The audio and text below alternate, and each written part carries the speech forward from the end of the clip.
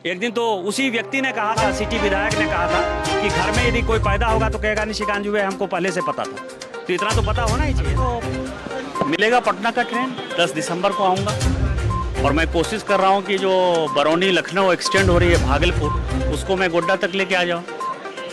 तो लखनऊ के लिए भी हो सकता है यहाँ से ट्रेन चालू हो जाए। इसके अलावा पाकुड़ लाइन बोलेगा, गोड्डा पाकुड़ लाइन भी बनेगा और फिर 35 से लेके बटेश्वर स्थान और कटेरिया तक भी पुल बनेगा गंगा में। हम भी लड्डू बांट रहे हैं, लेकिन 32 का खतियान लागू कहाँ किया? इस सरकार में तो हिम्मत ही नहीं है ना। विधानसभा में विधेयक पारित, विधानसभा में तो बहुत विधेयक पारित हो जाता है, लेकिन उन्होंने कहा कि इसको लोकसभा में भी पारित करिए, 9वीं अनुसूची में डालिए। 9वीं अनुसूची में कौन डालेगा? जब तक भारत का सुप्रीम कोर्ट नहीं कहेगा 9वीं अनुसूची में वो जा ही नहीं सकता है। सुप्रीम कोर्ट कौन केस लड़ने के लिए जाएगा? और 9वीं अनुसूची में यदि कोई चीज़ डालना होगा तो यदि झारखंड का डालना होगा तो फिर बिहार का भी डालना होगा, फिर बंगाल का भी डालना होगा, फिर उत्तर प्रदेश का भी डालना होगा, तमिलनाडु का भी डालना होगा। ये तो केवल जो है पूरे देश को तोड़ने वाली जो शक्ति है, जो बांग्लादेशी और आईएसआई मैं कह रहा हूँ कि सरकार चलाती है, वही ये 32 के खतियान की बात करता है। दूसरा बात सवाल ये है कि देवघर का आदमी क्या करेगा? उसके पास तो 32 का खतियान ही नहीं है। मधुपुर का आदमी क्या करेगा? उसके पास 32 का खतियान नहीं है। सारठ, पालोजोरी, जामताड़ा का आदमी क्या करेगा? धनबाद का आदमी क्या करेगा? बोकारो का आदमी क्या करेगा? कोल्हान का आदमी क्या करेगा? 32 का खतियान किसी के पास नहीं है। ये 1956 में ये सारे जगह जो है बिहार में मिले हैं, झारखंड में आए, क्या करेगा वो लोग? शहरी क्षेत्र जो है, जो गोड्डा शहरी क्षेत्र में, गोड्डा शहरी क्षेत्र छोटा ही था, लेकिन उसमें जो है 32 का खतियान किसी के पास नहीं है। दुमका जो शहरी क्षेत्र है उसमें 32 का खतियान किसी के पास नहीं है।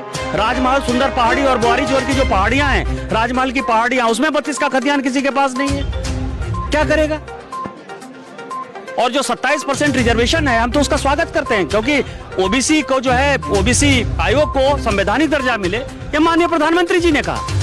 लेकिन 50% से ऊपर रिजर्वेशन नहीं हो सकता है। अभी भी ईडब्ल्यूएस का रिजर्वेशन देते हुए सुप्रीम कोर्ट ने यही ऑब्जर्वेशन दिया है।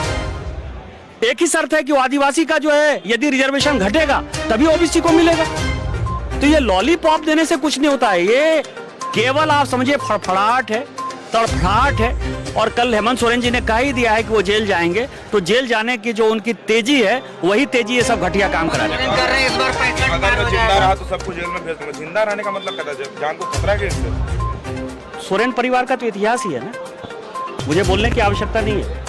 मंत्री के तौर पर भी यदि शिबू सोरेन जी जेल गए थे तो कोई हत्या का ही तो आरोप था ना उनके ऊपर।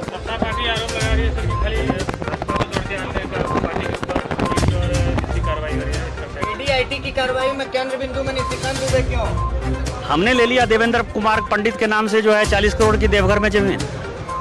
हमने ले लिया ये मनोज अकेला, श्यामाकांत यादव। मनोज अकेला एक सरकारी कर्मचारी है, 6 करोड़ का जमीन जो है ले लिया श्यामाकांत यादव, गुड्डू मियां और मनोज अकेला ने। तो श्यामाकांत यादव ने एक्सेप्ट कर लिया, आईटी में दे दिया, हमने दे दिया, हमने बेनामी संपत्ति बनवा दिया आपका, हमने पैसा आपके यहाँ दे दिया। यदि आप में हिम्मत है, हाँ हमने लिया है जमीन, जमीन मेरे नाम से है या मेरी वाइफ के नाम से है ना, मुझे तो स्वीकार करने में कोई परेशानी नहीं है।